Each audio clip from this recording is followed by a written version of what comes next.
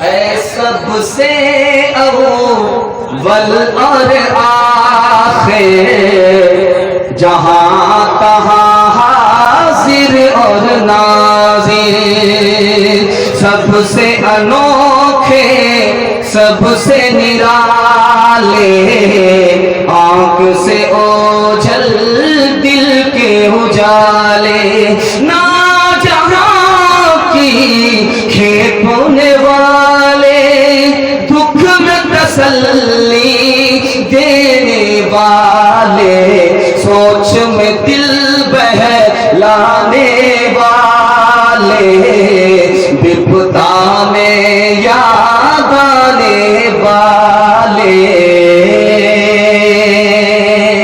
پہلا پیغام ختم ہو گیا، دوسرا پیغام آ رہا ہے۔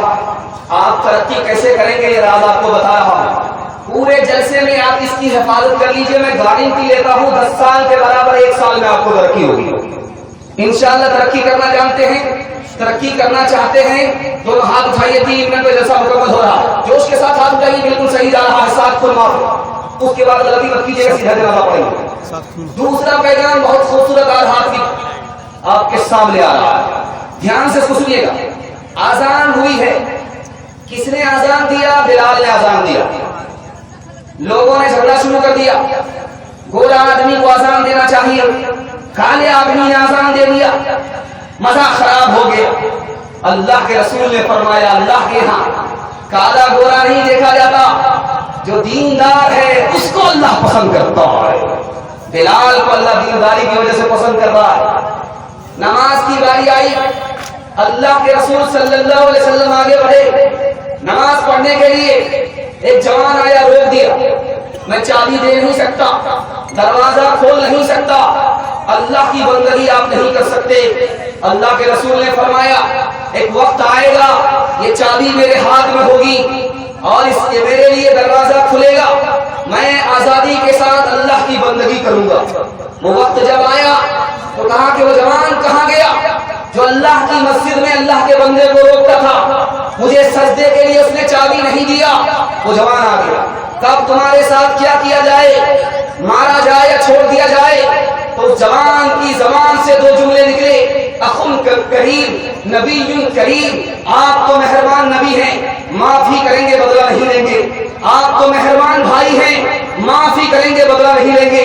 اللہ کے رسول نے فرمایا معاف کر دیا، چلو زندگی بھر تمہارے لیے احسان کر دیا، یہ چابی تم کو دیتا ہوں، تمہارے خاندان کو دیتا ہوں اور قیامت تک کے لیے چابی دیتا ہوں۔ 3 مثال آپ کے سامنے آ رہی ہے، دھیان سے سنیے گا۔ رمضان کا مہینہ ہے، تراویح پڑھنے کے لیے لوگ آئے، کسی نے کہا کہ 8 رکعت پڑھیں گے، کسی نے کہا کہ 20 رکعت پڑھیں گے۔ بیچ میں ایک صاحب آ گیا، تم کتنی پڑھنی چاہتے ہو؟ کہا 8 رکعت، کا بہت کم پڑھنا چاہتے ہو۔ کہا تم کتنی تراویح پڑھنی چاہتے ہو؟ تو کہا 20 رکعت، کا بہت زیادہ پڑھنا چاہتے ہو۔ ارے تم تو پڑھنے والے ہو، چاہے تھوڑا پڑھو چاہے زیادہ پڑھو، لیکن ان کی فکر کرو جو پڑھتے ہی نہیں ہیں۔ یہ بحث سے ہمیں کیا ملے گا؟ آپس میں بحث کرنے سے، جھگڑا کرنے سے کیا ملے گا؟ تم بھی فکر کرو اس کی جو نماز نہیں پڑھتے، ہم بھی فکر کرتے اس کی جو نماز نہیں پڑھتے۔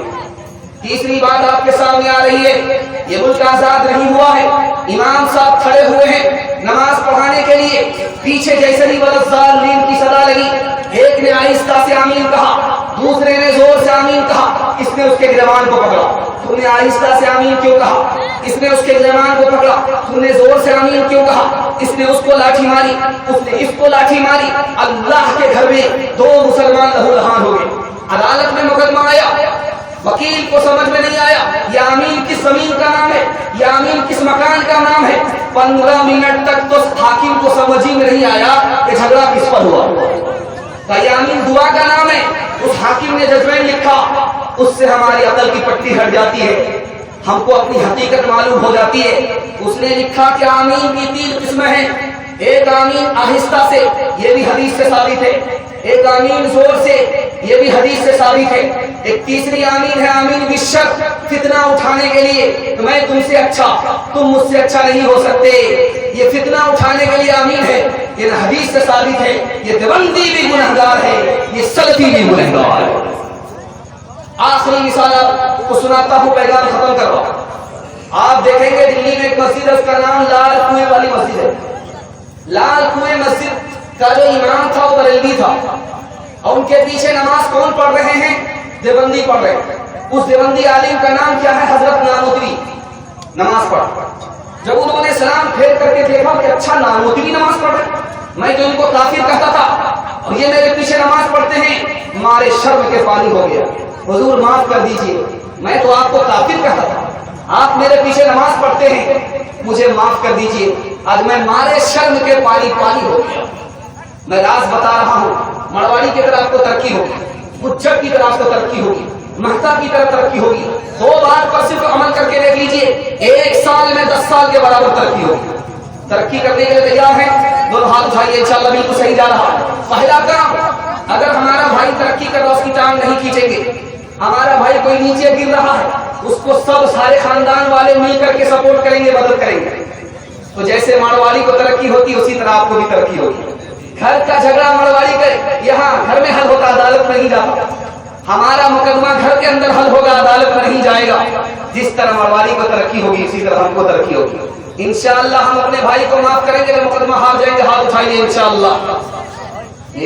اپنی ملت پر قیاست وام مغرب سے نہ کر, خاص ہے ترکیب میں قوم رسول ہاشمی. ان کی جمعیت کا ہے ملک و نسب پر انحصار, قوت مذہب سے مستحکم ہے جمعیت تیری. دامن دی ہاتھ سے چھوٹا تو جمعیت کہاں, دامن دی ہاتھ سے چھوٹا تو جمعیت کہاں, اور جمعیت ہوئی رخصت تو ملت بھی گئی. تیسرا پیغام سیرت کے حوالے سے آ رہا ہے. جلسہ آپ کا تیزی سے نکل رہا ہے, اس لیے کہ آپ محبت سے سن رہے ہیں, میں آپ کو محبت سے سنا رہا ہوں. اللہ دونوں کی محبت کو سلامت رکھے. سننے کے لیے تیسرا پیغام تیار ہے تو ہاتھ اٹھائیے. انشاءاللہ آپ سوچیں گے ہاتھ اٹھا کر کے ہاتھ میں درد ہو جائے گا. میں اس لیے ہاتھ اٹھانے کے لیے کہہ رہا ہوں تاکہ آپ کو نیند کا جھٹکا تک آئے, میرے پیغام کی حفاظت ہو جائے. دھیان سے اس کو سنیے گا جو میں آپ کو سنانے کے لیے جا رہا ہوں. ہمارے نبی مسجد میں آئے, دیکھا ایک جوان سو رہا ہے. حضرت علی سے کہا کہ جگا دو. حضرت علی نے جگا دیا. کہ یا رسول اللہ آپ پہلے آئے تھے, آپ نے جوان کو پہلے نہیں جگایا. مجھ سے کہا کہ جگا دو. کہ جاگنے والا آدمی بڑبڑاتا ہے, اگر میں جگاتا وہ بڑبڑاتا, میری شان میں بے ادبی ہو جاتی, ایمان جانے کا خطرہ تھا. سامنے سے صحابی گزرا, سلام کیا, اللہ کے رسول نے جواب نہیں. وہ صحابی مایوس ہو کر کے جا رہا. اللہ کے رسول نے سوچا کہ شاید سوچ رہا ہوگا کہ نبی ہم سے ناراض, اس لیے مایوس ہو کر کے جواب بلایا. کہ دیکھو میں تم سے ناراض نہیں ہوں, بلکہ بات یہ تھی کہ تم نے جس وقت مجھے سلام کیا تھا اس وقت میرا وضو نہیں تھا. سلام اللہ کا نام ہے, میں نہیں چاہتا تھا کہ اللہ کا نام میری زبان سے ادا ہو, میرا وضو کرنا. تیسری مثال آپ کے سامنے لے کر کے آ رہا ہوں, دھیان سے سنیے گا. اذان مسجد سے اذان کی صدا لگی, حضرت عائشہ سامنے آ گئی.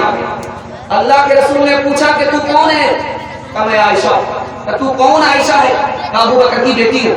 کہ کون ابو بکر کی بیٹی ہے؟ کہ ابو قحافہ کے بیٹے. کہ کون ابو قحافہ کے بیٹے؟ ڈر کے مارے بات. بعد میں آ کر کے پوچھا یا رسول اللہ میں آپ کی بیوی عائشہ, آپ نے مجھے نہیں پہچانا. یار غار ابو بکر, آپ نے ابو بکر کو نہیں پہچانا. میرے دادا ابو قحافہ, آپ نے ابو قحافہ کو نہیں پہچانا. اس موقع سے اللہ کے رسول نے فرمایا اے عائشہ, جب مسجد سے اذان کی صدا لگتی ہے تو میں کسی کو نہیں پہچانتا, صرف خدا کو پہچانتا ہوں. 4 طریقے سے انسان سوتا ہے, ایک ہی طریقہ سنت کے مطابق ہے, 3 طریقے سنت کے خلاف ہے. ایک طریقہ سونے کا آدمی چت سوتا ہے, یہ سنت کے خلاف کیوں ہے؟ یہ ہارنے والے کی حالت ہے. جب اکھاڑے میں پہلوان لڑتے ہیں, جو 4 چت ہو جاتا ہے وہ ہار جاتا ہے. نبی نے ہارنے والے کی حالت پسند نہیں کیا, جیتنے والے کی حالت کو پسند کیا, اس لیے سنت کے خلاف. دوسرا طریقہ آدمی پیٹ کے بل سو رہا ہے, پیٹھ اوپر ہے پیٹ نیچے ہے, یہ سنت کے خلاف کیوں ہے؟ یہ جہنم میں جانے والے کی حالت ہے.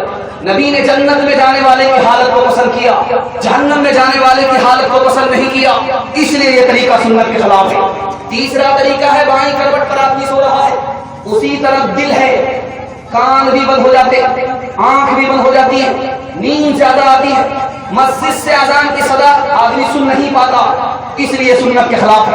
چوتھا طریقہ سنت کے مطابق ہے کہ دائیں کروٹ پر آدمی سوئے اس کا دل لٹک جائے، دائیں کروٹ پر آدمی سوتا ہے اس کا دل لٹک جاتا ہے، کان کھلے رہتے ہیں، آنکھ بند ہوتی ہے، جب مسجد سے اذان کی صدا لگتی ہے تو کان میں پہنچتی ہے، اس لیے یہ سنت کے مطابق ہے۔ آج دکھانے جا رہا ہوں مسجد کا حال، مسجد کا حال دکھانے کے لیے جا رہا ہوں۔ مسجد میں صفوں میں، ترکی کی مسجد میں صفوں میں سگریٹ کے ٹکڑے ٹکڑے رکھے ہوئے، مسجد کی سب لگی ہوئی ہے، اس میں سگریٹ کے ٹکڑے۔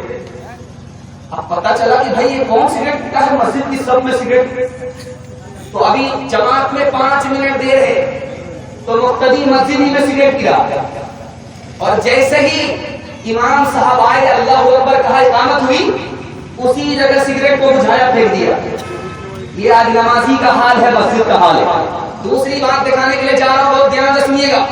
امریکہ کی مسجد میں کیا ہو رہا ہے؟ وہاں داڑھی رکھی جاتی ہے، کرتا رکھا جاتا ہے اور پگڑی رکھی جاتی ہے، اور امام صاحب آتے ہیں کوٹ پتلون میں، داڑھی ہوتی نہیں، اب وہ جو داڑھی رکھی ہوئی ہے اس کو پہنتے، اوپر سے جبہ پہنتے، اس کے بعد پگڑی باندھ کر کے نماز پڑھاتے۔ نبی کی سنت کا اس طرح اگر مذاق اڑاؤ گے اللہ دنیا میں عزت نہیں دے گا، عزت کا جھانسا نکال دے گا۔ ہاتھ اٹھا کر کے وعدہ کیجیے انشاءاللہ سچے پکے نمازی بنیں گے۔ جب تک آپ خدا کے نہیں ہوں گے اور آپ کو خدائی نصیب نہیں ہو سکے، جب تک اللہ کے گھر کو آباد نہیں کریں گے اللہ پوری دنیا میں آپ کی شان و شوکت کو لوٹا نہیں سکتا۔ ہاتھ اٹھا کر کے وعدہ کیجیے انشاءاللہ ہم قبضے کی طرح اپنی چال بھول جائیں گے۔ ہاتھ اٹھائیں۔ وہ عجب لوگ تھے جانے کیا لوگ تھے، وہ عجب لوگ تھے جانے کیا لوگ تھے، وہ عجب لوگ تھے جانے کیا لوگ تھے، زندگی چھوڑ دی بندگی کے لیے، وہ عجب لوگ تھے جانے کیا لوگ تھے،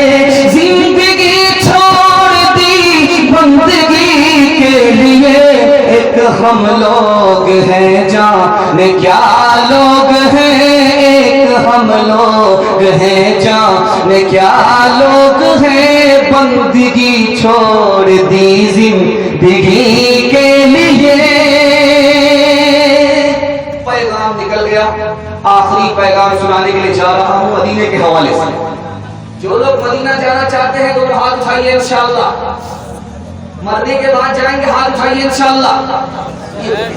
دنیا کے بھی معمول اللہ کے ہر جگہ ہاتھ اٹھائے۔ ایک تو ہم آپ پاگل ہیں کہ بھارت بچانے کے بعد جلسہ سنانے کے لیے، اور یہ پھول پاگل ہیں ہر پیغام میں ہر سوال میں ہاتھ اٹھاتے جا رہے ہیں۔ چوتھے اور 5ویں پیغام تک اگر آپ بیدار نہیں ہوئے تو آپ کو سیدھے رانچی بھیجیں گے کہ پاگلوں کا اجتماع رانچی ہی میں ہوگا۔ دھیان سے سنیے گا، چوتھا پیغام لے کر کے آ رہا ہوں، اس کو بہت دھیان سے سنیے گا۔ حضرت عثمان رضی اللہ عنہ کو دشمنوں نے گھیرا، دوستوں نے مشورہ کیا کہ مدینہ چھوڑ دیجیے، مکہ چلے جائیے، آپ ملک شام چلے جائیے۔ ان کا جواب سنانے کے لیے جا رہا ہے، اس کو بہت دھیان سے سنیے گا، جلسہ بالکل آدھا نکل چکا ہے، صرف تھوڑا باقی ہے۔ پیشاب پخانہ روک کر کے بیٹھیں گے، ہاتھ اٹھا دیجیے انشاءاللہ، یہ جلسہ خراب نہیں ہوگا۔ پیشاب پخانہ لگے مجھ گیا ہو جائے، دھیان سے سنیے گا۔ حضرت عثمان کو دشمنوں نے چاروں طرف سے گھیرا، دوستوں نے کہا آپ مدینہ چھوڑ دیجئے، مکہ چلے جائیے، ملک شام چلے جائیے۔ حضرت عثمان کا جواب سنیے، عاشق رسول بننا ہے تو ایسا عاشق بننا ہے۔ کیا کہتے ہیں؟ میں مکہ جا سکتا ہوں، میں ملک شام جا سکتا ہوں، لیکن نبی کے شہر سے محروم ہو جاؤں گا، میں تو جان دے سکتا ہوں، نبی کا شہر چھوڑ نہیں سکتا ہوں۔ دوسری مثال آپ کے سامنے آ رہی ہے، پانی برس نہیں رہا، مدینے کے سارے لوگ پریشان ہیں۔ حضرت عائشہ رضی اللہ عنہا کے پاس لوگ آئے کہ مدینے میں بارش نہیں ہو رہی، کیسے بارش ہوگی؟ 1 منٹ میں بارش ہوگی۔ आसानी से बारिश होगी, मूसलाधार बारिश होगी। करना ये है, नबी का जो रोजा है, नबी की जो कब्र की छत है, उसमें सुराख कर दो, अल्लाह को आएगा, बारिश होगी।